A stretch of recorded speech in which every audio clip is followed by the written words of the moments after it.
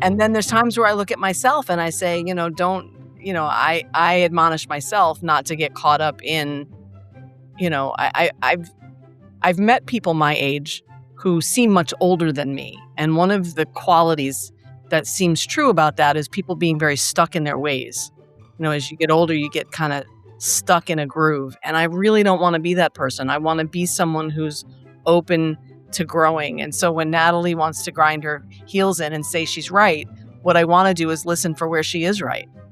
And listen for what I can learn from what she is trying to say. Even if there is a piece where there's something she needs to learn in it, there's something for me to learn. And I want to stay teachable. It's really important for me in this whole age gap thing that I stay open and I stay teachable.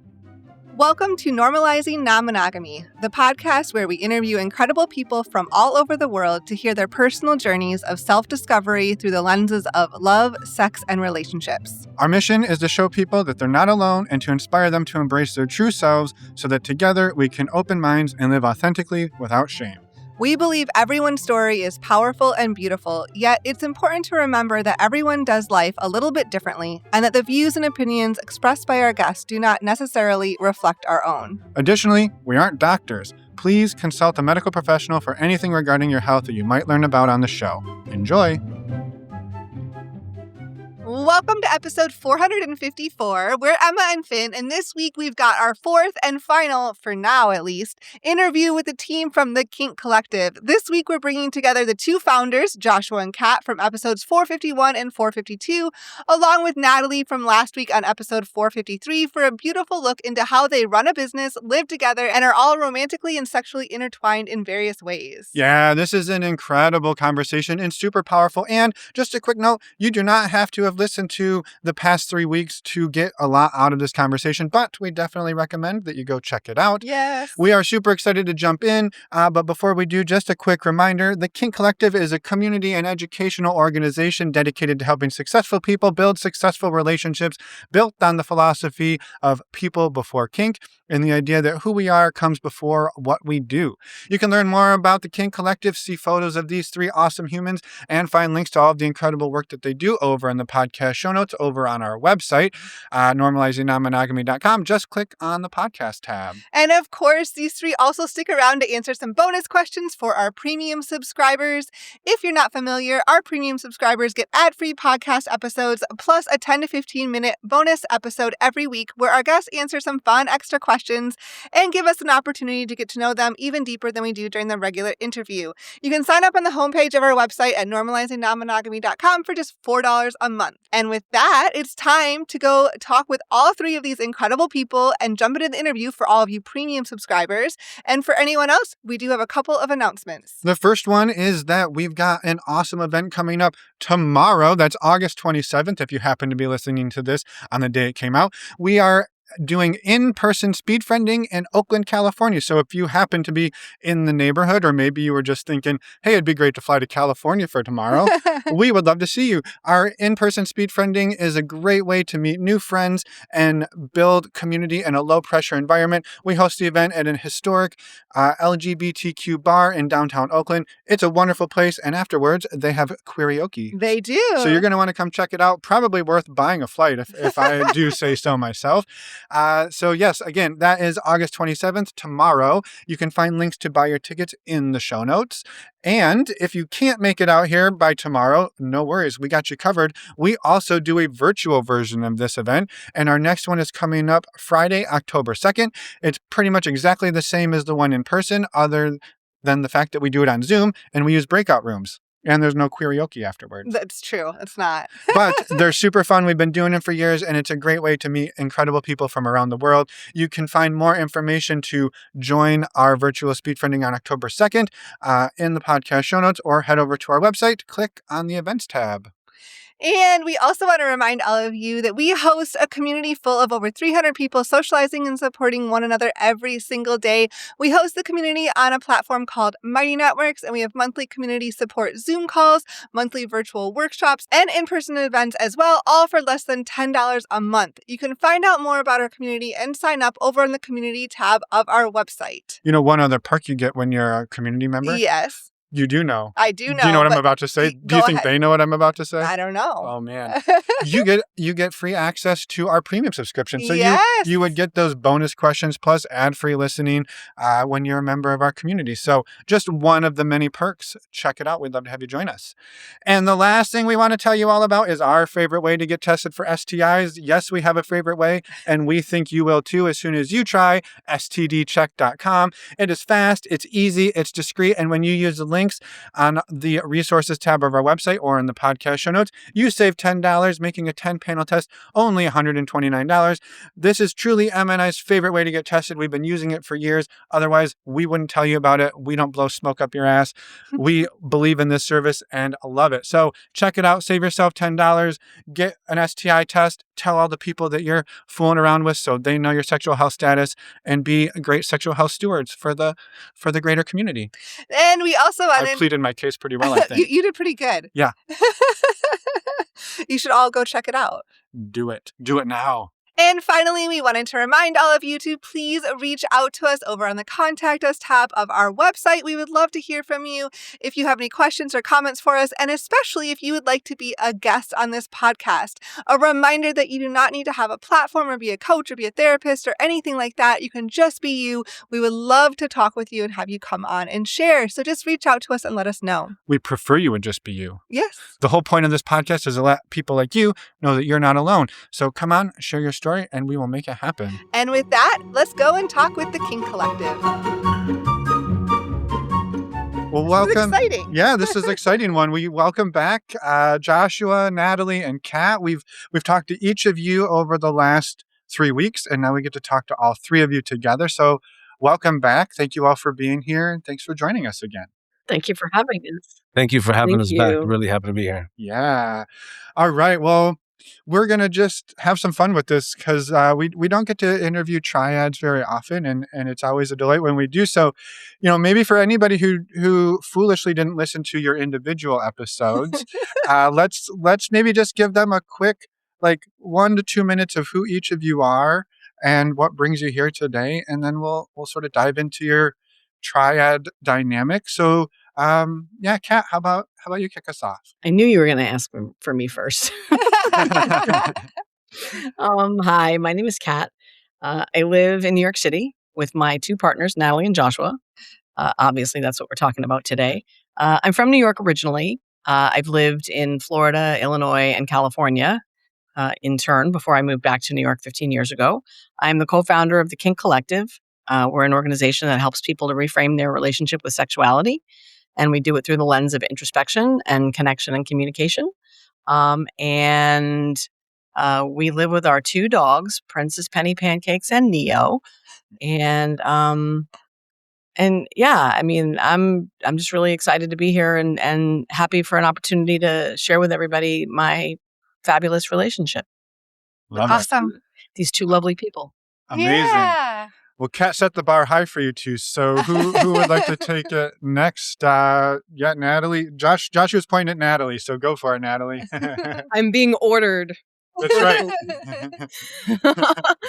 Hello, my name is Natalie. I'm a 25-year-old woman living in New York City. I'm originally from Buffalo, New York.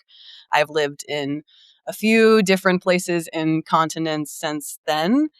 I help the Kink Collective as the organizational manager, as well as within social media design and strategy. I am a pro-dom, and I am also a exotic dancer. And I'm also extremely excited to be talking about my relationship with Joshua and Kat and all the complexities that fall within our roles, especially as we speak tons on power dynamics, because that's the framework in which we navigate our relationship. So I'm looking forward to talking about that today. Awesome. Yeah, love it. Can't wait. And Joshua. Awesome. Thank you guys again for having us back on. My name's Joshua. I was born in Miami, but I grew up here in New York City. Former military, former law enforcement. Have many lived lives before getting the opportunity to meet you guys. And I got here through starting this journey with professional domination, which led me into identity work and counseling for both men and women around reframing their relationship with identity and unlearning frameworks that are no longer belief systems in which they have. Over the last few weeks, we've become experts in polyamory, which I'm really excited for. All that to say, it's a very unique experience to be on here, to be chatting about the experiences that I've had personally and then with my partners. And I'm really glad that you guys have this space to have these deep diving discussions. So thank you for having me. Yeah, absolutely. And excited to hear it only took a few weeks to become experts. How did amazing. you do that? A lot of trial and error. Right. Amazing. Well, maybe, go ahead. I want to start. I'm curious about how the three of you met and just starting there. So I'll start, Mama, and then you can jump in. I've hosted BDSM events for roughly over a decade, and I met Kat through a former partner of mine. Kat's late husband, my partner used to work for Kat's late husband, and that's how we met.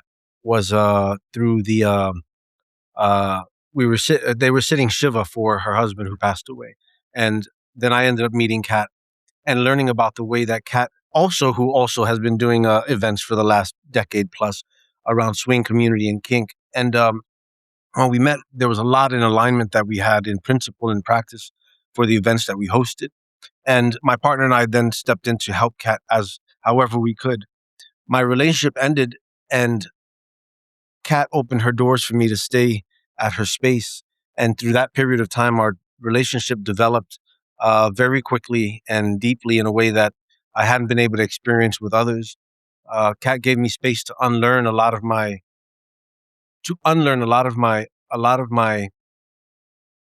practices that operated me through fear and fear of resentment, fear of rejection, and being too much. And in that space that Kat created for me, it allowed me to evolve and develop into someone who can be reliable and trustworthy in a way that I couldn't be for the 20 years previous. And then Natalie stepped into our life about 3 years ago at an event we were hosting.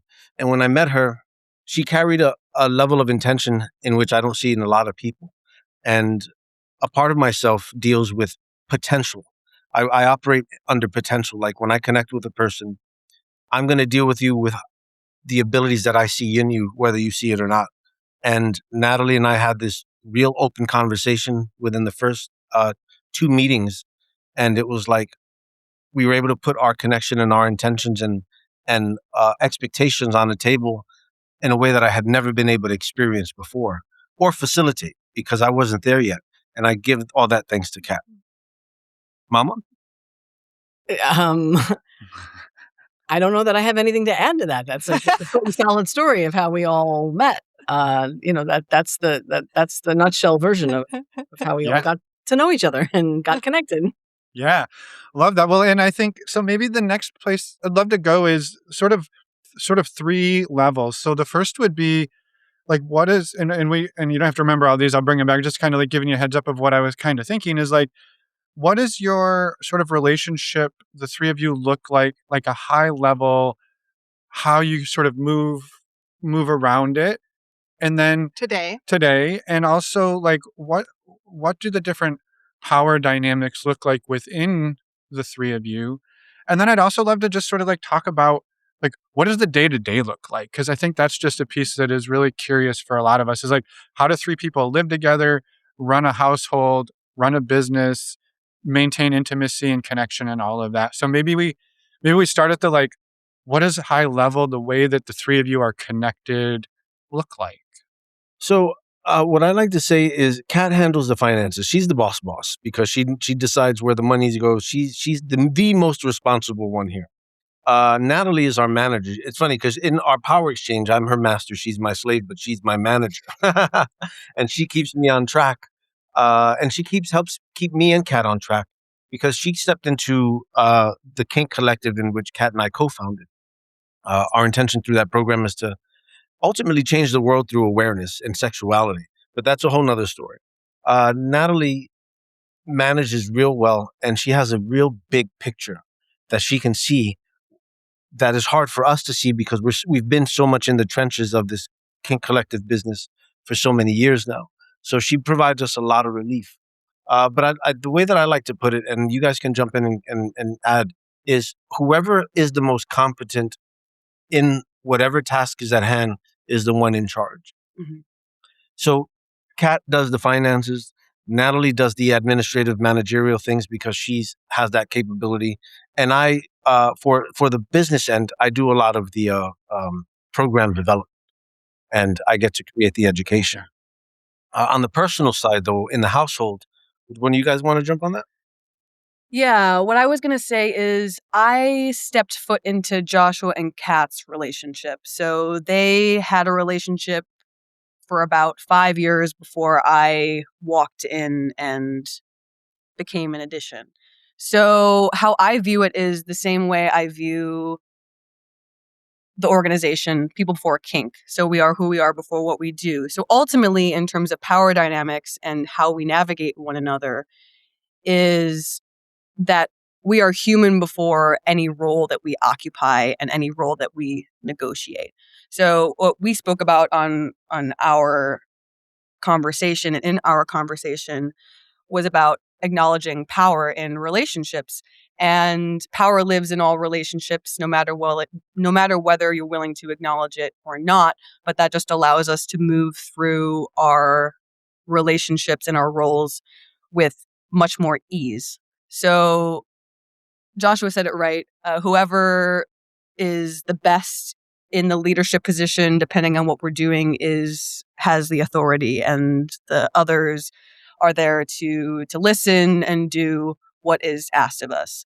But when it comes to romantic power dynamics that we've negotiated, I'm Joshua's slave, and we also have a daddy little girl dynamic that pops up. And in regards to my and Kat's relationship, this actually came up just a few days ago on another podcast. I would be able to describe it best as romantic mentorship or romentorship. Meaning that there's a differential in experience with Joshua and I, 20 years, Kat and I, 30 years, give or take, and that she has a lot to provide me in terms of experience and in terms of not having to touch as many irons as I may need to if I listen, of course, right? Of course, she still tells me things and I still have to touch the iron because that's how I function. And I think that many people have to function that way, like learning from doing rather than listening. But I have to do it less. And for that, I'm grateful. But we're not in any negotiated, like erotically focused dynamic. You and Kat. Me and Kat, no. Yeah. And then also Kat and Joshua, you have a dynamic as well, correct? We have a couple of dynamics in terms of like we're a mama bear and a baby bear, right? So I'm mama bear to his baby bear, and that's one way, and that has a lot to do with emotional comfort and emotional caretaking, and even caretaking at a lot of levels. The other thing that I tend to be in charge of is shopping and cooking and that kind of caretaking for everyone. It's a strong suit of mine, and so I tend to do it with relative ease. And so taking care of them both is also part of what I do. And then Joshua has been like, I have to find a word for it, but I have learned so much from him in our relationship and in the time we've been together. He's been a crucible for me in terms of, we've had very challenging times over the last 8 years, but every time we come out of a challenging time, I come out literally forged to a little bit closer to the person who I've always wanted to be. And so over the course of these last 8 years, I've been really fortunate enough to evolve, and it's been a lot of hard work, but I've always worked hard. But it's been very fruitful and productive work because of the viewpoint that I get from him. So that's not necessarily a power dynamic, but it's certainly the situation where I learn a lot from him. Mm-hmm. Yeah. Mm-hmm. Amazing. And vice versa. Mm-hmm. Yeah, I just wanted to add that I maybe Kat will agree, can't speak to Joshua in a filter. That will that will bounce back at you and hit you in the face. And what I mean by that is it takes there's a practice within being in a relationship with you, Joshua, where I have to say what's on my mind, and I have to be as transparent as possible, or else it's going to hit me in the face. And there's a practice to that and a wisdom that if you integrate that into all relationships, which it feels like that's what I've been doing, is you cut and you through line through a bunch of bullshit and time. And there's an efficiency that you have that is admirable. Thank you. I just wanted to add on to that. Like as I shared in the podcast that we recorded, and if you haven't listened to our individuals, go back and listen to them. Agreed. I say Kat saved my life. Kat helped me go from being alive to wanting to live. Like she gave me the space and the framework to mature into a man. And the crucible she speaks about, it was two-way, because she mirrored back to me things that I needed to grow up from myself, for myself. And Natalie, what I like to say, because of the age difference, is I couldn't be for her 20 years ago who I am today. And I give a big tribute to Kat for that, because she made me step up to the plate through our hardships and through my immaturity in order to become the better version, so that I can not only create this container, but also maintain the container with the best of my ability. Yeah.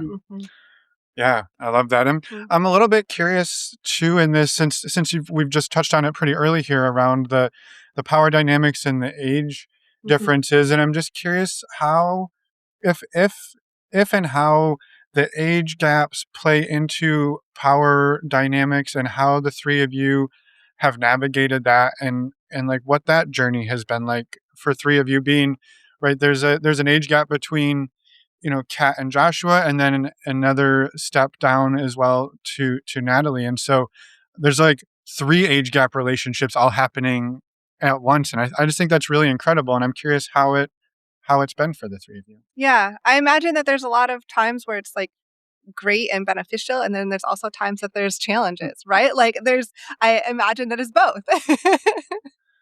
There's a lot of learning, and at least from my angle, I definitely fetishize them both.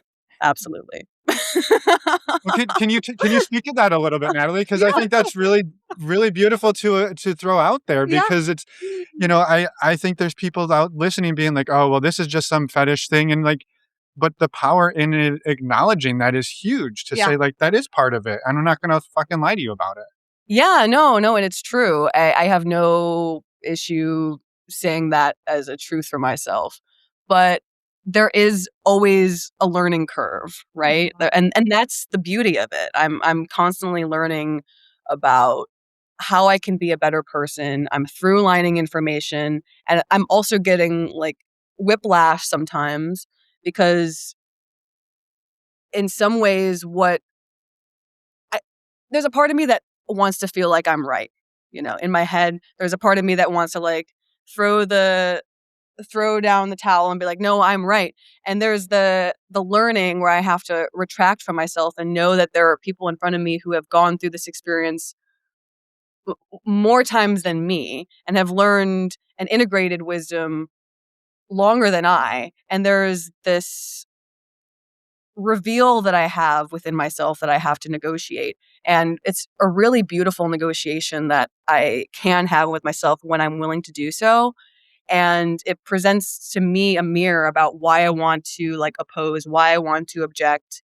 And that provides me with much more growth and ability to be a better, more well-rounded person. But in terms of the fetish aspect of it, I try not to question my fetishes, where they come from and why. Like, I'm learning more and more as I uncover memories growing up as a child, that a lot of the fetishes and kinks that occupy my life currently actually come from a place of harm. And that has been a piece of information where I have to look at it and be like, oh, that's interesting, and not dive too deep into it, because I don't necessarily care where it's coming from. I just care more about where it's going to put me and where I'm going to land. If that makes sense. Totally. Yeah. Totally. And I think if I can I just follow up, Natalie, with that? When because we've spoken about where this stuff comes from, where it could come from, and it's not about disregarding it. It's about reframing it and taking the power back from what happened in our youth and making it a choice at this point in our life versus re-traumatizing through an experience that one isn't discussed and then two is only brought to life in play. It's like she gets to sit down with either of us or her therapist and process it, and then we get to discuss it openly.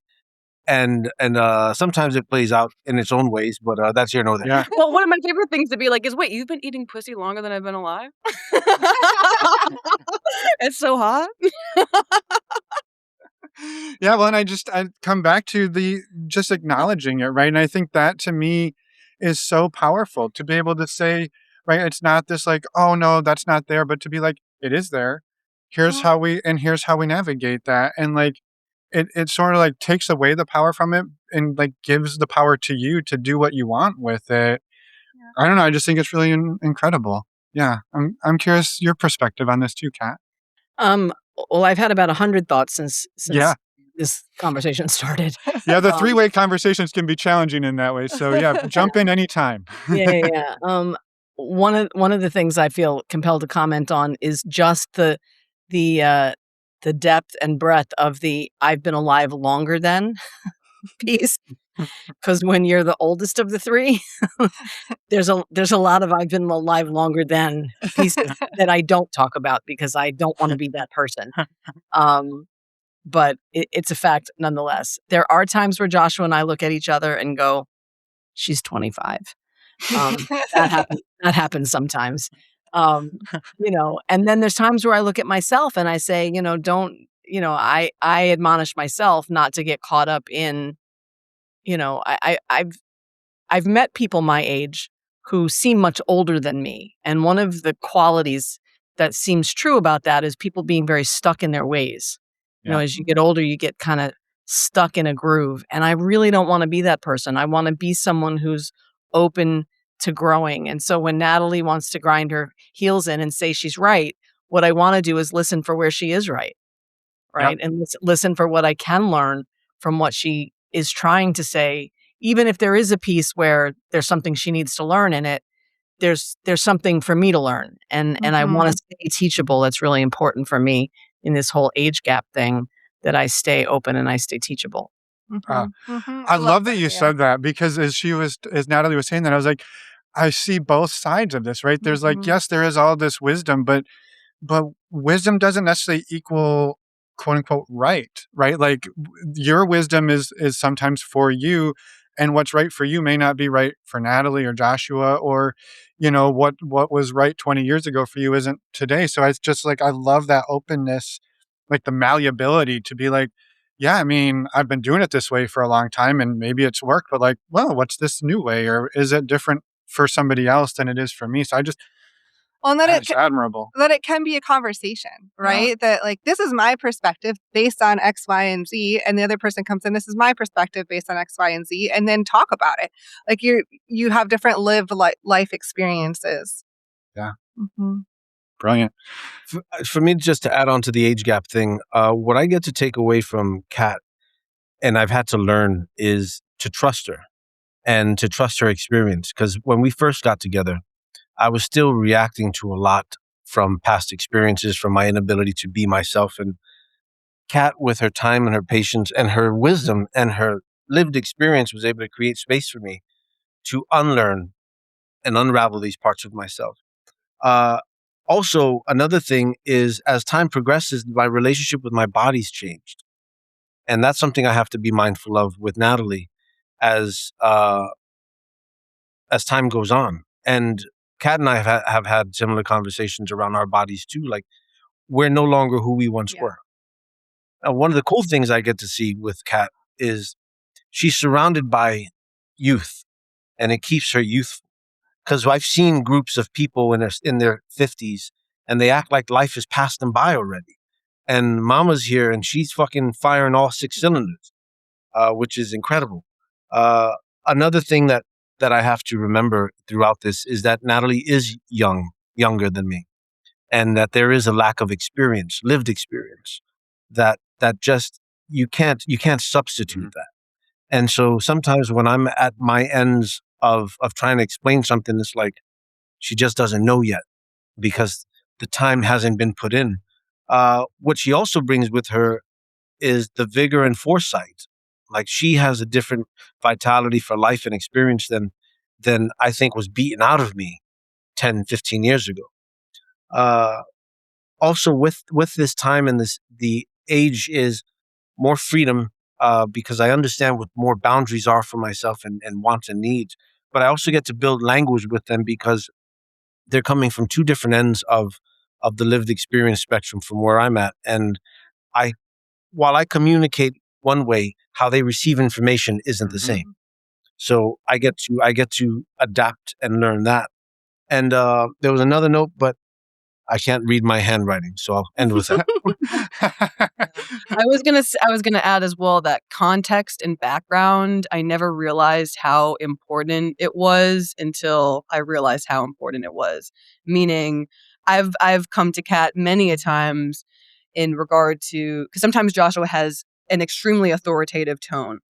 And I forget that he was in the military, that he grew up in East Harlem, that he's had, this hypervigilance to that I didn't grow up with growing in white suburbia. And so there was many a times where context has saved my life.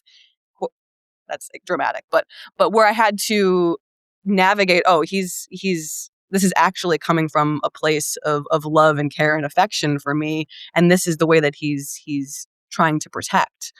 But that came from a lot of having to touch the iron and feel some hurt. Yeah. Mm-hmm. Yeah. Mm-hmm. So this is also each of yours first time living or being in a triad and living together in a triad. Is that correct as well? Yes, to the degree that we do this, Yes. like we really are, the three of us, committed to. I mean, we sleep in a king size bed in the same bedroom. And I didn't realize that was a thing until every time I go to navigate this aspect of it, people bump up against their discomfort and their uncertainty as to how to proceed. We were just on the phone yesterday talking with some people about bringing one of our events to their space, and they were kind of fumbling around what our lodging situation might need to be, because maybe we need 2 bedrooms or maybe we need whatever. It's like, for us, it's very simple. It's just like 2, only it's 3.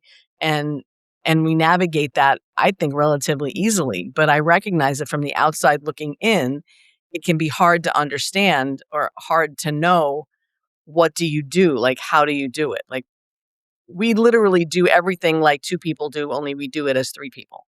Yeah. Yeah. The cool part about that is learning and trying to remember privacy. Not trying to remember, because I don't put myself into their stuff unless I see one of them down or I could see something's bothering them. But the ability to have your space, like they have access to all my shit whenever they want. They don't have to do it because of the transparency and the openness that's in the relationships. But if Natalie needed to step out for the day, there's no qualms for her needing her time too. And it's like that has also taken emotional maturity to step into. Right? Am I not good enough? Is where my instinct goes. But it's like it has not. Maybe she needs her space too. So it's like there was a learning curve between that with Natalie and with Kat as well. Except when they both leave me at the same time. Like they went to Greece a couple of weeks ago and they abandoned me.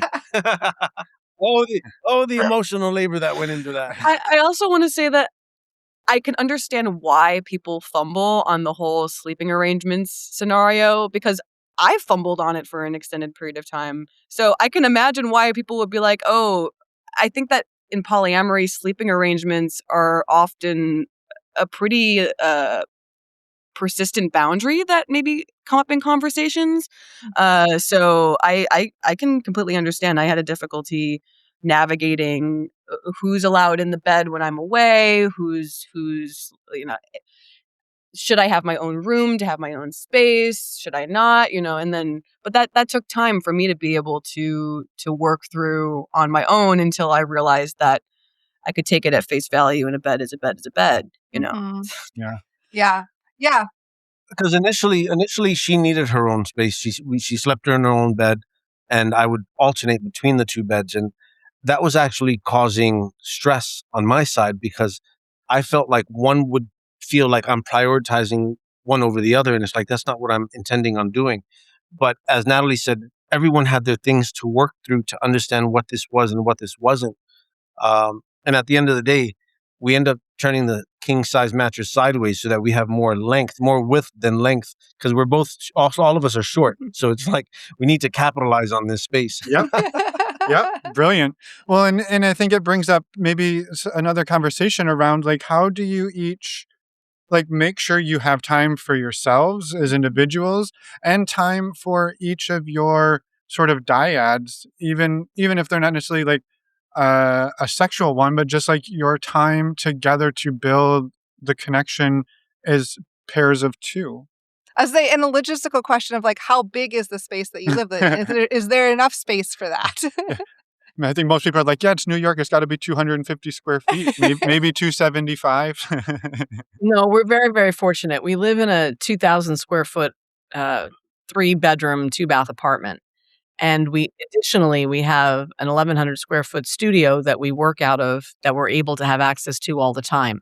So, for instance, as we're doing this call from 3 different locations, Joshua and I are 2 different rooms in the apartment, and Natalie's downstairs in the studio. So we have room to get around. But the question still is a good one because it's easy to lose sight of the need for individual time as well as the dyad time, as you pointed out.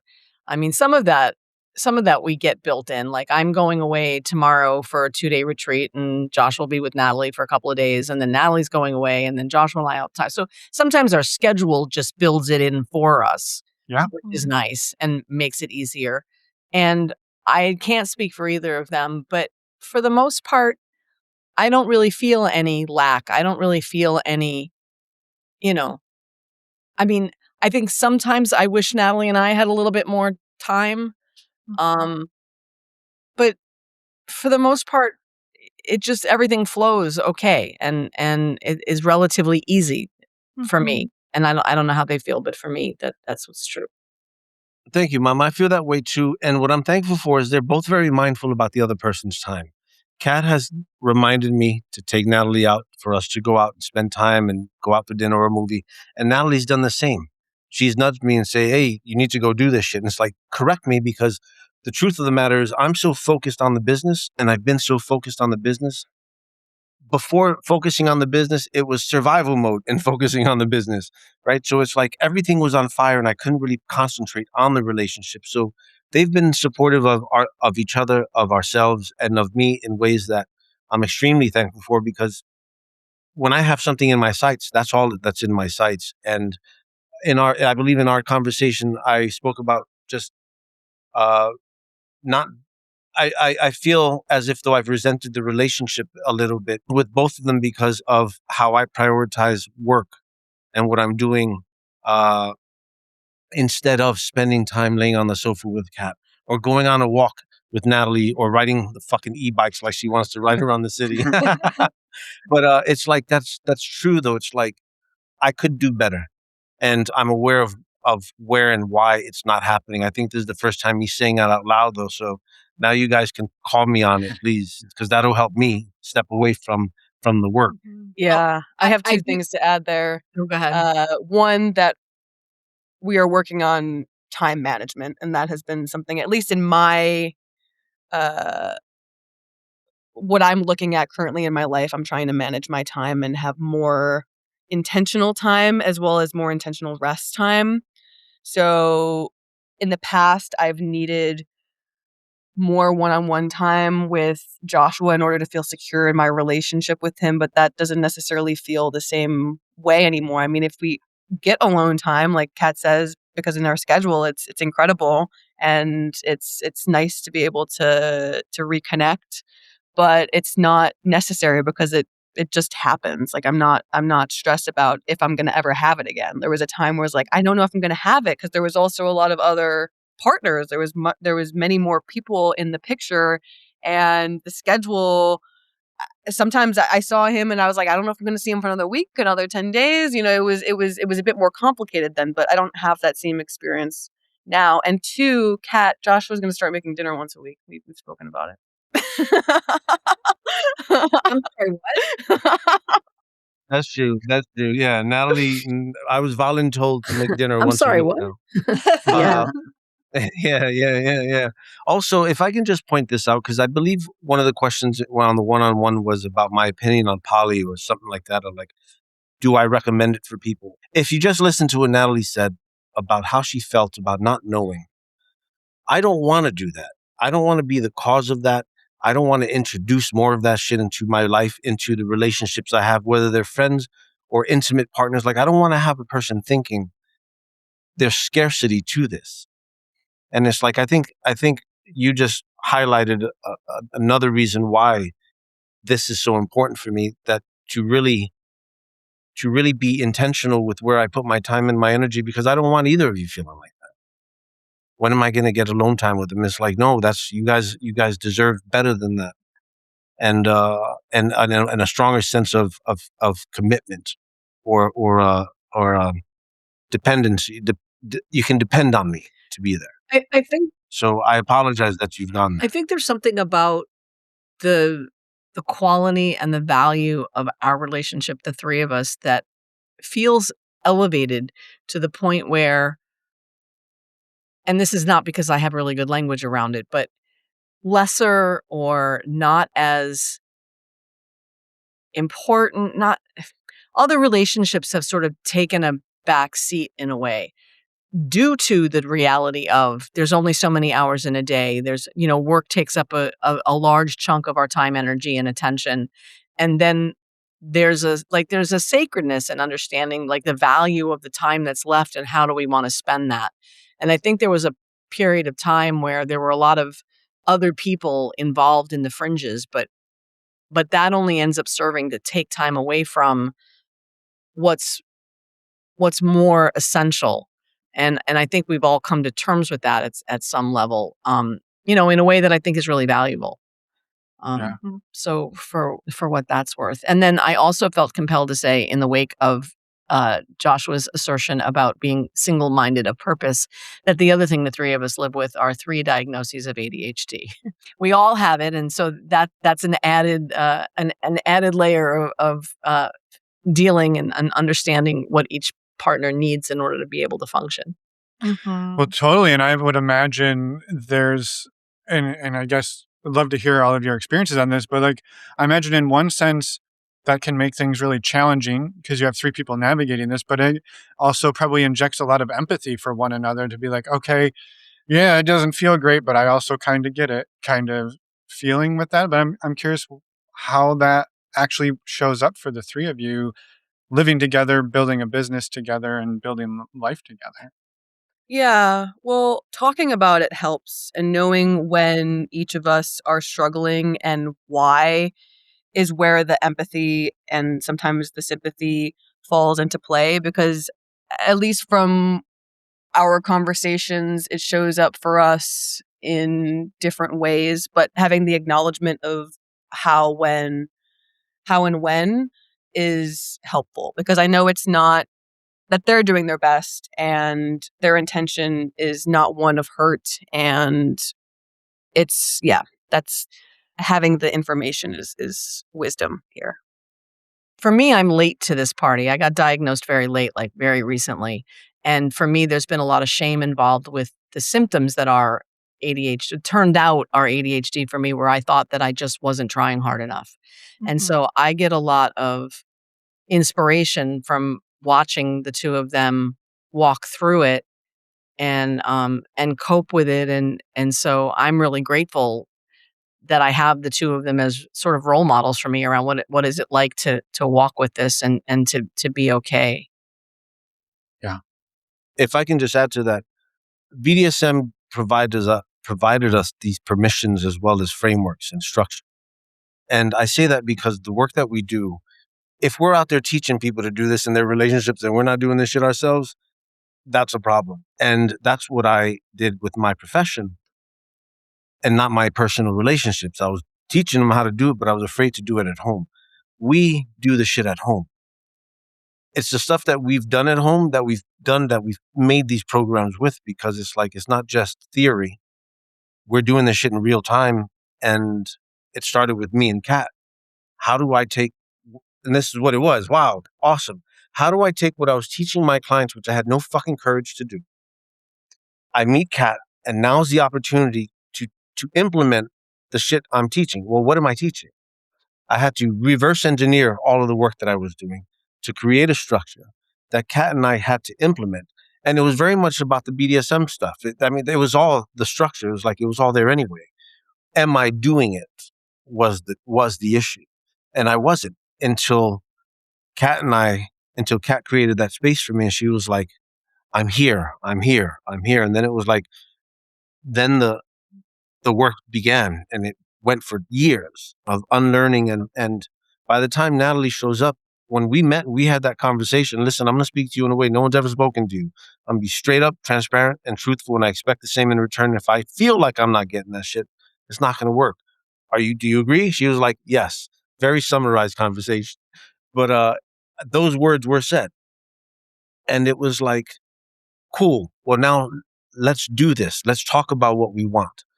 And we put it into practice. Because at the end of the day, it's, do I trust my partner enough to come to them to say what I need to say? Because if I can't do that, that's the barrier. Because I'm tiptoeing around it. I'm creating different. It's like, what am I showing you? And it's like, well, I can you turn it? No, you got to look at it from here. I'm pointing with a lighter at the top. It's like, well, if I don't see it, I don't understand it. Mm-hmm. And it's like, we created the framework, we teach the framework, and we teach it because we believe in it, because that's how we've created this relationship that I never knew could exist. Yeah. In a million years, I didn't think this was possible. Yeah. And the truth be told, like, this is still ongoing work. This isn't like we did the work, we're all better now and we're preaching from some sort of mountaintop. This is like, we're in the trenches of doing this all the time. We make mistakes. We have to backtrack, go, do it again, have hard conversations. This is ongoing work that we do, but it's meaningful, and we have the relationships that we have because we do this work and we do it on an ongoing basis, right? It's like, but I just say that so that there's no confusion that we think that we're somehow arrived somewhere and it's all done now and we're all better. Like, it doesn't work like that. Mm-hmm. Yeah. It's cool because it's like, imagine we're walking up a mountain and I'm bleeding out of my stomach. And Kat's like, hey, look, you're bleeding. And I'm like, no, I'm not. Just pretending like nothing's wrong. And I'm going to keep going fatigued up this mountain, as opposed to she's saying, hey, you're bleeding. I'm like, oh shit, where? And then I can work on it. Right. And it's like, I can mend and we can move forward healthy. Because the point is to get to truth, to get to transparency, to get to what really needs to be said as fast as possible. I love this whole thread of like, we haven't arrived anywhere. We're just constantly iterating. And I'm curious for each of you, something that you found for you in this dynamic really, really works well. And you're like, this is the shit. I love this. And maybe like, this part's been a little bit harder. Like, this has been crunchier for me to figure out and how to navigate and how to do this part. But like, I still keep coming back for it.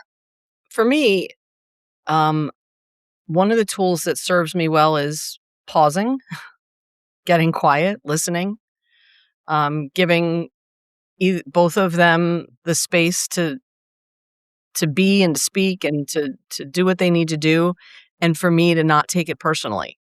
When I first met Joshua, I used to take a lot of things personally, and he sort of beat that out of me, not quite literally, but close. And consensually, yes, but emotionally for sure. And I learned how to let go of a lot of that. The part where I still struggle is when I am activated and to some degree, when I am nervous, when I am not certain, I still have a tendency that quiet becomes not a tool, but a prison, that I have a hard time speaking a truth when I really need to speak it. And I default to just being quiet and not speaking when I'm activated or I'm nervous how it's going to land, or I'm afraid that I'm going to either hurt somebody's feelings or uh, make somebody mad or, you know, put somebody off, which is a type of underneath that is a fear of rejection, really, in a way. And so that's basically a skill that works for me as both, a tool and a weapon against myself. Yeah. Just because no one can see us in our body language, when you say beat out mama, what do you mean by that? Well, I mean that we've had some very hard conversations over the course of the 8 years. We've had some difficult things. Like, I mean, the truth be told, your activation manifests as anger, and it's manifested as extreme anger in some cases, with raised voice and yelling and really coming at me emotionally. Like, you've never been a threat to me in any real way. Like, my safety has always felt intact. I've never been afraid of you at that level.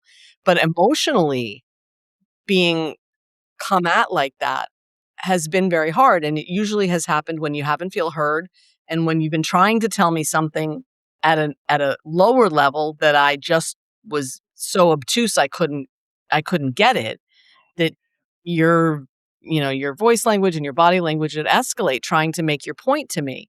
And I would be in the place where I'd be like, why does he have to be yelling at me? Why does he have to be talking to me like this? And blah, blah, blah. And then something would crack inside me and I would finally get what you were trying to tell me. And the thing that you were trying to tell me was the thing I needed to learn. And there was a period of time where, because of the way our whatever dysfunctions or historical upbringings or whatever left us situated, it took you to escalate to that degree for me to hear what I needed to hear. And this is the crucible aspect of it. So every time I would come out of one of these things, I would come out with another piece that I needed.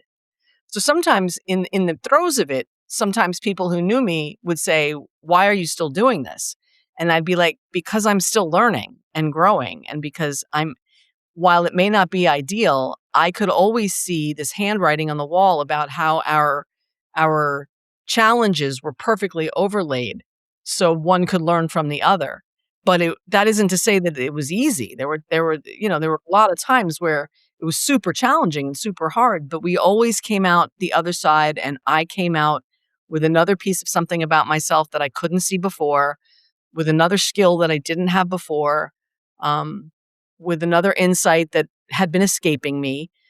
It just took a lot. Like, it was almost like it was a leverage to get me to see what I needed to see. And so that's what I mean by beating. I don't mean that there was nothing literal about beating. And on the other side of that, my relationship with how I was responding is like shame followed and depression would follow. And I'd be exhausted for 3 days because that's not who I wanted to be. And, when people think about this shit, it's like, oh, once you're aware, it just stops. It's like, no, that's not realistic, right? It's like, because I've got years of these feelings. And another part with this diagnosis of ADHD is that emotional spike. It's like, I used to get like this playing fucking Nintendo when Mario couldn't make the jump. Like that type of aggravation. Like, why don't you hear me? I had no clue where all this was coming from. And then, like, growth looks like finally making it to catch that breath, that pause before reacting. But that's not a one-step process. Like, it's an unlearning as well from my side, followed by shame, followed by depression, followed by apology, followed by I'm going to do better next time, to where it's changed. It's not what it used to be, where I can find that pause. I can even ask the question, what do you mean?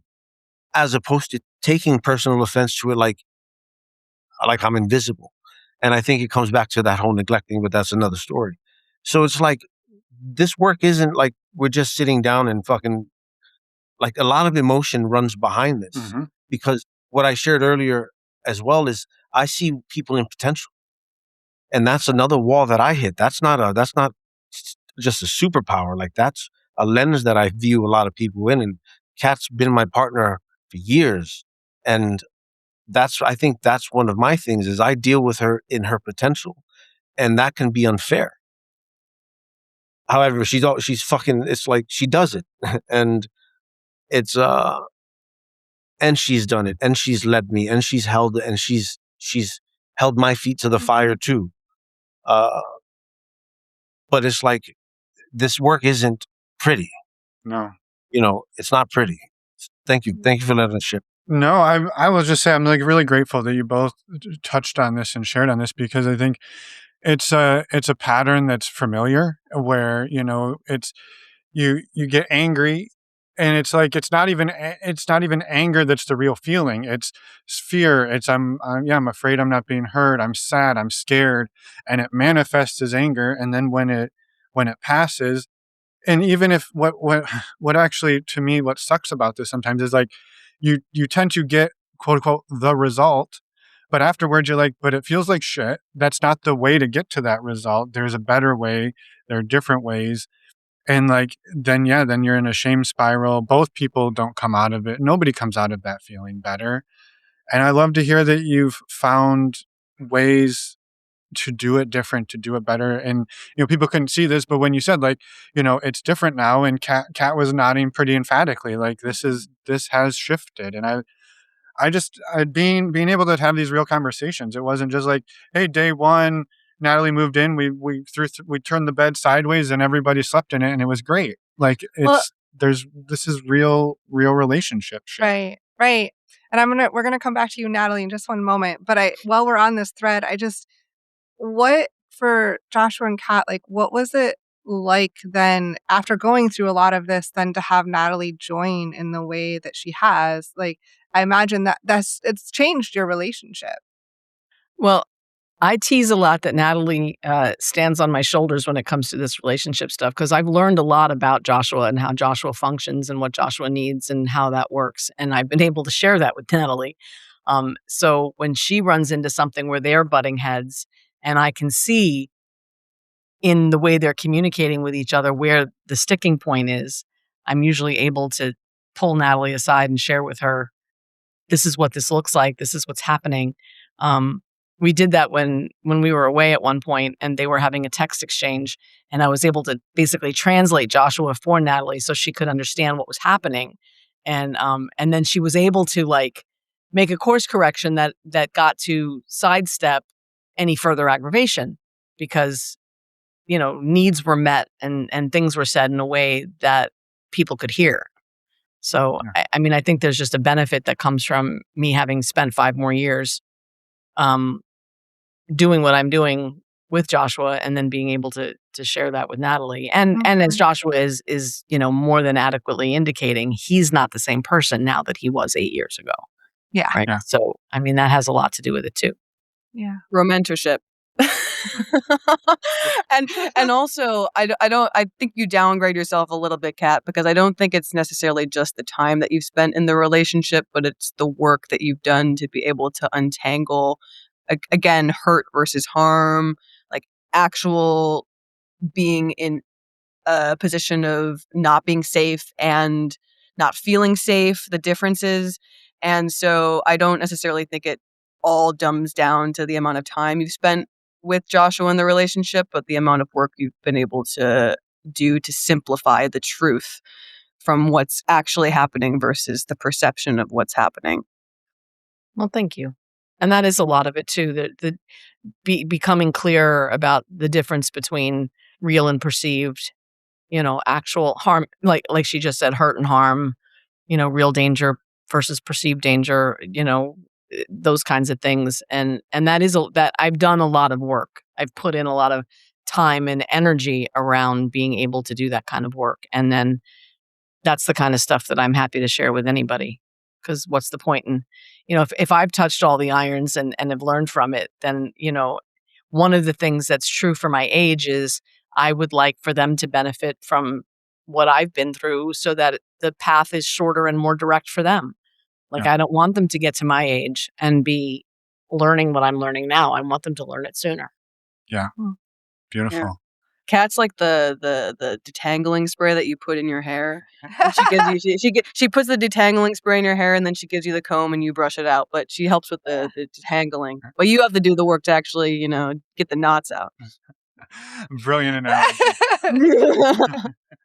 Well, and it's just hearing you talk about this piece and Emma's question there. I think one of the things that I will say we've experienced some in our own partnership, being together over 20 years, knowing each other for almost 30 at this point, and there's sometimes this moment that comes up where 38-year-old Finn is most of the time less of a dumbass than 25-year-old Finn was. But like, there's these moments of resentment that come up where she's like, well, what the fuck does this person get this version of you? And I had to deal with all that other stuff for 15, 20 years. And now they like get to reap all the benefits of this, like this work you've done. And so it's this like both and where you're like celebrating. You're like, no, I'm glad they get it. And also I'm a little pissed that they get it. And I had to do all that work to get there. And so we've had that conversation a time or two of both of us being like, man, they are really getting these new partners or new people. They're getting ideally a better version of us. And our partners have to sit and be like, yeah, they don't have to crawl through the trenches quite like we did together. But I think that's also the thing that like, that's the glue that almost like that's what holds us together in a different way. Mm-hmm. So, yeah. I think there's really, like, back to the beginning of this conversation, in a lot of ways, there's no replacement for time, like in some ways. Like sometimes there's just that in its good and bad and all of the emotions that come with it. But there is something about that you can't, that just takes time in relationship. I'd be curious, Mama, if do you feel that way? Do I feel which way? About Natalie, about the circumstance, or like anyone after we've met? No, I wouldn't. As I'm sitting here, I'm like, I wouldn't change you for the world, because we walked through that shit. It was very difficult. If we were still doing the old stuff and you were not doing it with new people, that'd be a different story. Mm-hmm. If I wasn't benefiting from the work that we'd done, but other people were benefiting from the work that we'd done, I'd be tight. Like, that would be a problem for me. But that's not the case. Like, I benefit from who you've become from the work that we've done. And I benefit from who I've become from the work that we've done. And the world gets to benefit, from the work that we've done. And so I'm really okay with that. I've also had a long, hard journey over this thing, like letting go of anything that looks like jealousy or anything that looks like, begrudging anybody anything, because I just don't anymore. Yeah. Right. Like, anytime if there's new people that come in or new interests or whatever, it's like, I'm completely nonplussed by any of it. Like, I'm very confident in our relationships, that my relationships with both of you, and I don't feel, it doesn't matter who else comes onto the scene. I feel very confident that, I have what's mine and I always will. And so, anybody else is just, added fun. Yeah. I only have one funny story about resentment, and it includes a fisting technique. And so it had been like 2 years before Joshua could get his entire hand in my asshole. And the day before, he found this new technique about like, he found this new technique. He's like, wow, I can't believe this is going to be legendary. It's going to change people's lives. I can put it in. It doesn't even need me to be stretched. And then I watch him do it to one of our other partners, our newest partner. I go, I'm this bitch. It took me like 2 years for him to get his hand in my asshole, but it was due to a technique, and now reaping the benefits. I love and that was it. That's hilarious. Well, you remember that? You remember how pissed I was? The day before, he was like, "We're doing this today." I love that it shows up in different places for all of us. Yes. That's not where it's shown up in our relationship, but I love that. And I just appreciate all three of you chiming in on this, because I think this is the reality of doing, I think, polyamory and open relationships in general is like, we all get different pieces of each other. We all get, we get to meet each other at different phases of life and different phases of our healing. We all trigger different things in each other. Like, things I do might trigger Emma, and somebody else does the exact same thing and it's no big deal. And then it's like, well, what the heck? And so there's so much happening all the time, and it's really hard. I think it's really important to not be able to compare or to not have to compare, but it's also hard not to at times. And it's like it's a practice for a lot of us to stay true to that. So yeah, that's one of the things in the list of things that got, sort of crucibled out of me, is this thing about comparing. Yeah. Right? I don't compare anymore, and it's a much easier life. As a total aside, I feel compelled to have to say out loud that you've been together since grade school. we met. No, we met when we were 12. We met when we were 12. In 7th grade math class. But we did not start dating till we were 18 and 19. Interesting, because when you gave the timeline and then you said how old you were, I was like, they met when they were 8? 12. We were That's my numbers were slightly skewed, but yes, roughly we've known each other for 26 years, 27 years. That's incredible. I just want to acknowledge that's like no small feat. And the work that goes into that, man. Like we were talking about polyamory and this topic, and it was about someone being included versus someone filling a gap, and the significance of that. It's like Natalie isn't filling a gap. Natalie, I manifested through the universe. Did I tell you guys this story? We're about to hear it. I don't think you did. And then I do want to come back to the thing for each of you, Natalie and Joshua, that are your sort of like the bread and butter, the things that really work, and where you've like the crunchy parts. But yeah, let's hear the manifestation. I just didn't want to lose that part. So yeah. So, no, it's all good. It's all good. So there was one time I was sitting here and I was thinking about the future, and I don't do a lot of future projecting. But I was like, man, I wish I had a slave, someone who could commit their life to me, and I'll commit my life to them, and they'll help me get to my goals, and I'll help them get to their goals. And I want them to be strong. I want them to be young, and I want them to be a dancer. Very specific. Very specific. I left the gender. I was open with the gender, but I was very specific. So you said a young woman, I think. Later, you said a woman. I was there for the manifestation. Okay. There you go. So yes, I did. Yes, I did. Because I've had different ideas since then, but that's here nor there. Anyway, so so we host this event, and Natalie shows up, and she's there, and she's there with a date, and they come over, and I have this big flogger, and he goes to me, "Hey, can you flog her with this?" So I look at her, I look at him, I'm like, all right, cool. My mind didn't go anywhere because as a host, I'm not here looking to connect with people. I'm here to hold space. So when we sat and we negotiated for a few minutes, and we were negotiating like a 5-minute scene. And in that conversation, we got into mental health. Like, she told me a lot about herself in a short period of time. And I was impressed. Like, I was like, okay,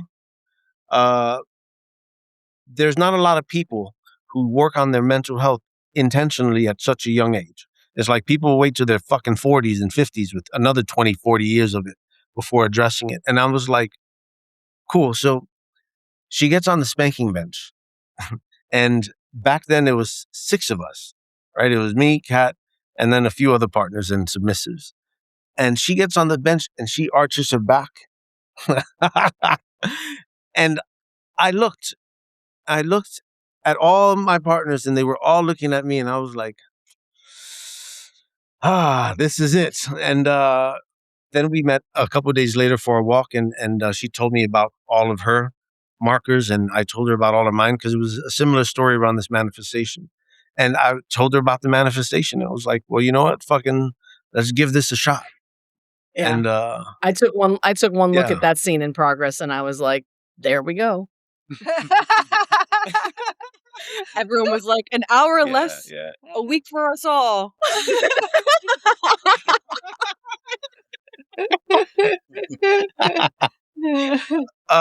Emma, what was the question again, or Finn about the question? I was just checking in, like, of the and this being sort of the first time all 3 of you have done something quite like this. Like, what are the parts that like you sort of feel like, wow, this is just like this has been a natural thing for me. This is really easy. And also like what's been something that's been like, A little hey, harder. it's taken a little bit more work to get there. It's the thing that maybe I struggle with a little bit.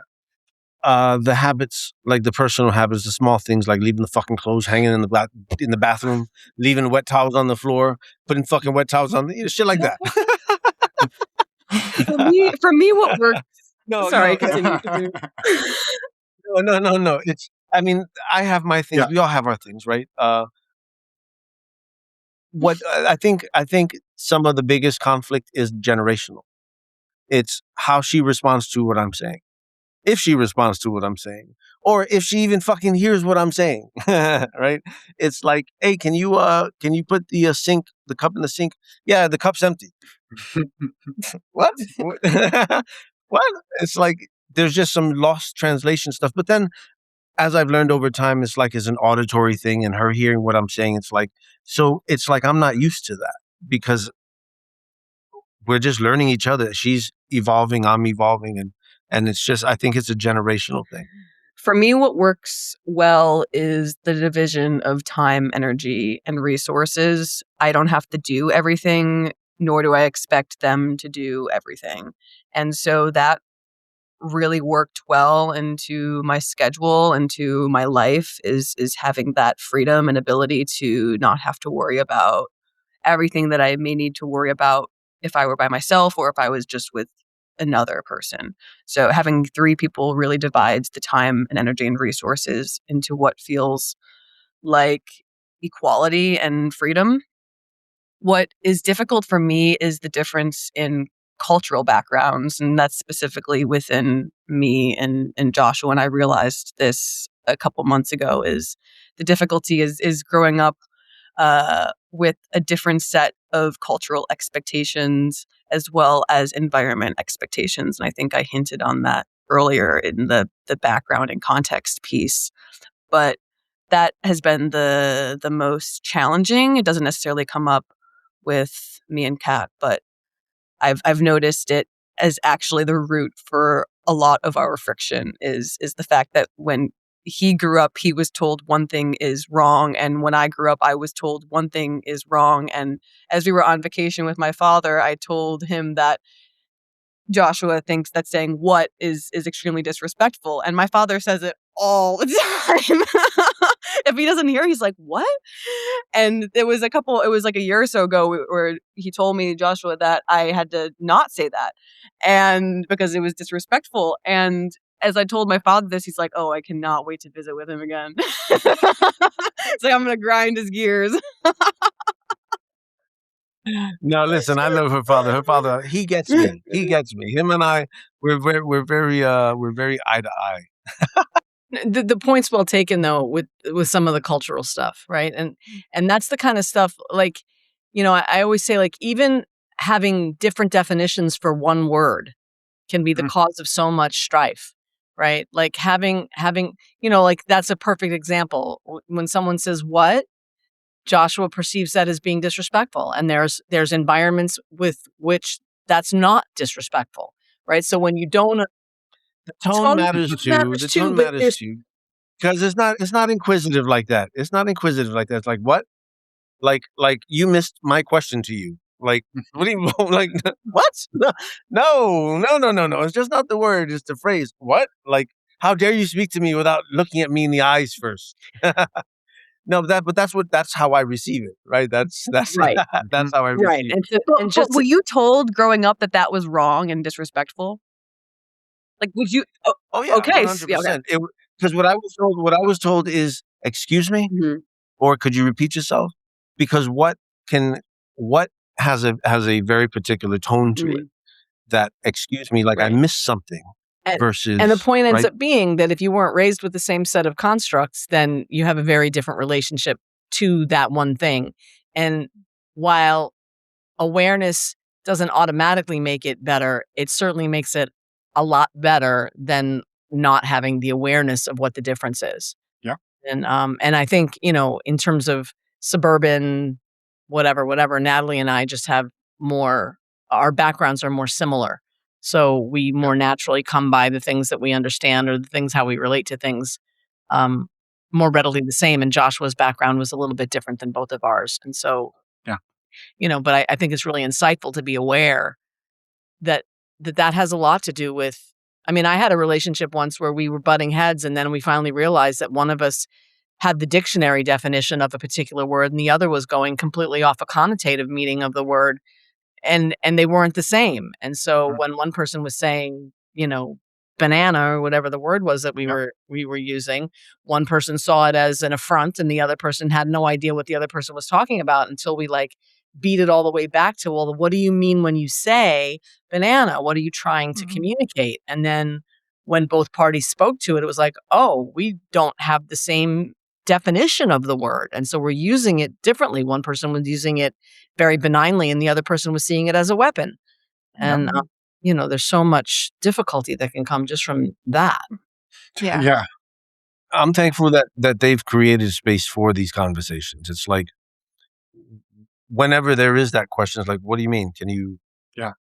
We end up getting down to the bottom of it. And I'm thankful that they it's that pause that you guys touched on earlier, right? That is so helpful in these moments to rather than go straight to the it hits us in a very visceral way. I will say this is a thing Emma and I have been learning the last few years, moving from the Midwest to the Bay Area.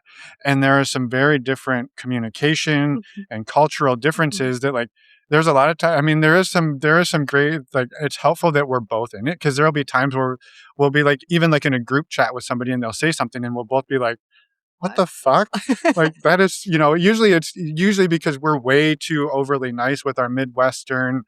You talked earlier about getting straight to it, no bullshit. And we're both we beat around it so much that by the time we're done, neither of us know what either one wants. And we're like, I don't know what I wanted when I started that sentence. And so there's these moments where we're both just what are these people doing? It's so rude. And then and then you talk to them and they're like, no, it wasn't rude. I was just trying to be it was actually more polite to be direct. And I'm like, yeah, I understand. I get that. But there's just these cultural things that come up and we're caught, Yeah, because polite is defined very differently from subculture to subculture. Yeah.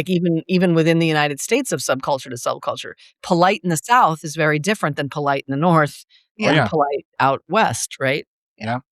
Yeah. So mixing all that up, and I just look at the three of you, multi-generational, different cultural backgrounds, all coming together to build and create what you've built, relationally, but also as a business. That's a whole other level to this that, again, we can relate to, building a marriage and a relationship, romantic, sexual, and then also building a business that supports you. That's also a blend that is no easy task to do. So just a lot of gratitude to all three of you for sharing everything you have and talking so openly about it with us today. Thank you so much. Yeah, thank you guys so much for the opportunity. Totally. One last thing we'd love to touch on with you all is that you teach and talk a lot about power dynamics in your work. And also one of the dynamics that is in your own relationship is the master and slave dynamic. And I know we chatted about this a bit during Joshua's episode, for sure, a little bit during Natalie's episode. But this isn't something we've had a lot on the podcast. And we also know that there's a bit of, I don't know if controversy, but there's can be different camps around using this language within the kink community. And we just wanted to have that conversation about how you all approach it in your relationships and within your work. Absolutely. So master slave, it could be charged language because of the history of this country. A lot of power differentials and abuse, and there's a lot of history with the language. There's the social element to it, and then there's also the relational element to it. Meaning, the way that Natalie and I are in our master-slave relationship, the agreement, and this is the differentiation between all of it, is the consent and the discussion to say, this is what we're going to be doing. We each have the right to come back to it and negotiate and reframe. No one is voiceless. The idea is the mastery of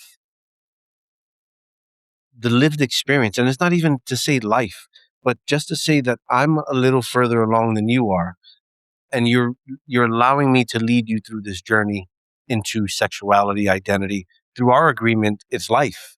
It's like, let me support you in your goals, and you support me in my goals, with the understanding that there's trust is built on trust and is built on communication, and let me earn that level of access. And over time, my whole intention was to just prove that I'm a capable and worthy leader for her, right? And it's not something that I project onto other people, where I take my role of master and I don't walk into a space and deem mastery over everyone else. It's just between our relationship. And then there's a few different schools of thought around that, right? It's like, well, where does this exist? Because if, let's say, her and I weren't part of BDSM and other community, but we still wanted to be master and slave because of something we read, could I technically be a master? Yes, to my slave, which is how I engage with her. I don't ask anyone else to call me master. The other side of that is the cultural and BDSM leather relationship to it too, on a community part. To be a master within this lifestyle means to have trained, to have counseled, to have mentored, to have taught, to continue being a student, to have hours of community service, right? To exude a level of mastery over the culture, over the techniques, over the relationship building. So there's a few different avenues in which this works out in, because also within community, there's slaves in the community who identify as folks who are in service to greater causes. And they identify as submissive, and they want to be of assistance or of service to organizations or people like that. Mm-hmm. Mm-hmm. I appreciate that, Joshua. Thank you. Yeah. Yeah, it's layered. Obviously, after listening, before we hopped on today, I was trying to consolidate my thoughts a little bit around it. But ultimately, master and slave is the defining of our roles, and it can also be translated into dominant and submissive, which is known a little bit more popularly around the vanilla community because of social media, because of 50 Shades of Grey, because of all these references that we have in pop culture.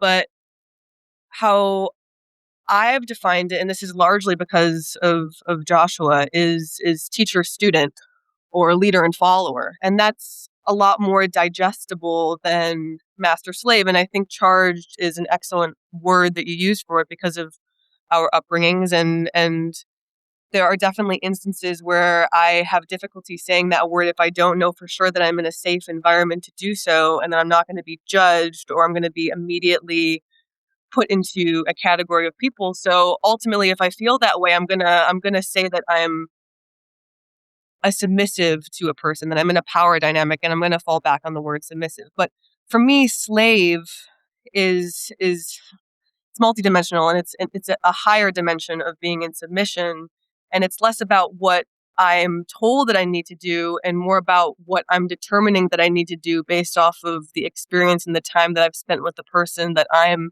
in submission to.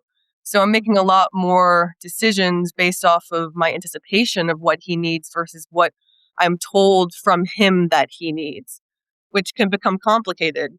And in a scenario in which I'm his slave and he has another submissive, for me, the slave path versus the submissive path is allowing the submissive to be told what to do and to do what needs to be done in that scenario, and me stepping back. It's in some ways many mind fucks. Yeah. I'm his slave, but his submissive is here, so let me allow that person the opportunity to go make his breakfast, to go and do and be in service for him. So it's warped. Mm-hmm. Mm-hmm. Yeah. Mm-hmm. No, I appreciate that. And I think this is partly why I wanted to bring this up, was just that there's nuance to this, and Yeah. that what it means to you may not be what it means to others. And I think that's the whole the whole dream of this podcast in general is we could say, well, we're polyamorous, and they could say they're polyamorous. And if we had a conversation, we're doing something completely different, right? And so what do these things mean to us? Yeah. Thank you, Natalie. Yeah. Thank you for pointing back out the master student, because ultimately, if Natalie wanted to get up and leave tomorrow, what am I going to do? Whip her to stay? No, it's like that's kidnapping at that point, right? So it's like, so it's like the truth of the matter is, it's about students. It's more of a martial arts approach, like a black belt and a white belt, than it is about an all-knowing, all-seeing master, right? Because that's not true. I'm a human being. I put my pants on most of the time, one leg at a time, like every other human being, right? Yep. And Joshua and Master, I think that the main difference in the MS master slave relationship that we have is the aspect that you have so much experience in the BDSM technique, the power dynamics, the understanding of the working with people for 15 years professionally. And the only difference I like to think in some ways between my relationship and other people's relationship is the emphasis on servitude, is the emphasis on devotion. And otherwise, I think that we're all in service to the people that we love. It's just whether or not we're willing to acknowledge it and speak about it as carefully and as we can. Because I'm just as locked in to obedience and protocol as she is. Like I don't get to just run around like a rooster. I mean, before I became an adult, right, at 45, right? It's like I wasn't who I could have been. And that's what the relationship also does for me. It calls me in. If I'm going to be someone's master, I better be on my best behavior because she's relying on me. Yeah. And there's a term for that too in the BDSM community called protecting the property. In this circumstance, it can be viewed as protecting the property. And what comes within master slave is also that element of ownership. And another big question that comes out within there is, can a submissive be owned, or is it can only a slave that can be owned? And all these questions that pop up. Yeah. Nuance on nuance. Yeah. Exactly. Right. Yeah. Well, thank you both. And I know this is sort of your dynamic, and Kat, you're not necessarily in the dynamic directly, but I'm just curious if you have any thoughts, perspectives that you wanted to share. The only thing I would say is the heavy emphasis on everyone gets to define what these relationships mean to themselves, right? What you just heard was a beautiful rendering of Joshua and Natalie's relationship with each other and how they use those terms and how those terms show up for them. But it's really important to understand that process of negotiating, that process of, consciously and thoughtfully deciding how two or more people are going to relate to one another, particularly across power exchange, is exactly that. Like there's a deep responsibility that comes with clearly communicating one's expectations, one's boundaries, one's desires, one's needs, and to stay open to revisiting that conversation over time. That even though whatever was true at the start of the relationship may not be what's true now, and that both people remain committed to being honest and open about where they are today and what they need today, and to define that as they need to over time, I think is what's the most important thing, way more important than saying this is what a master is, this is what a slave is, as if it's a one-size-fits-all definition. Yep. Yeah. Beautiful. Well, thank you. Appreciate that. Yeah, thank you all for sharing everything. Before we jump into the bonus questions, is there anything else that any of you wanted to get out there today? Just thank you guys for having us. Allowing us to process this and say things that are real for us is important. So you guys, thank you for the space provided and for the questions, because it made us dig and reflect. So thank you guys. Agreed. And a reminder to everyone listening that links to the Kink Collective and all of your work will be in the podcast show notes too. Yeah. And just again, just thank you for so much of what we talked about today has so much nuance to it and so many layers and the different relationships and the work that, Kat and Joshua, you were talking about, working through these really hard reactions and communication styles and shifting them. And then like Natalie stepping into that and like not just holding your own, but really bringing yourself and bringing a whole different perspective to the dynamic. And they just like, I don't know, it's really incredible how you three have done this and how you talk about it and share it. So just again, thank you. If I could just real quick, I said the crunchy part. I didn't say the smooth part. The smooth part is her commitment. She's committed. She shows up, and she's always shown up, and I've never doubted it since day one. Mm-hmm. Beautiful. But even with the wet towel. Yeah, even with the wet towel on the floor. Like, she's still here even though there's fucking towels on the floor. I got you. But no one sees me be the clothing fairy in the morning and in the evening picking up all the stuff. I'm gonna let that go. Yeah. This is a total aside this is an inside joke that if you've seen the comedy, you would get it. But we were just watching, there's a comedian, Sheng Wang, and he was talking about going into people's houses with his shoes on because he grew up in a household where you don't wear your shoes inside. And he's like, when I go in the bathroom and I have to pee, and I'm like, do I step on the bath mat? That feels sacrilegious. And he's like, so I do the spread. And he's like, you don't see the love. Like that love doesn't boast. He's like, I'm loving you in a way you'll never know. So I just, the clothing fairy ring true for me there, Natalie. You're like, you don't see what I do while you're still asleep. And I'm running around doing all this stuff. So yeah. All right. Well, that's great.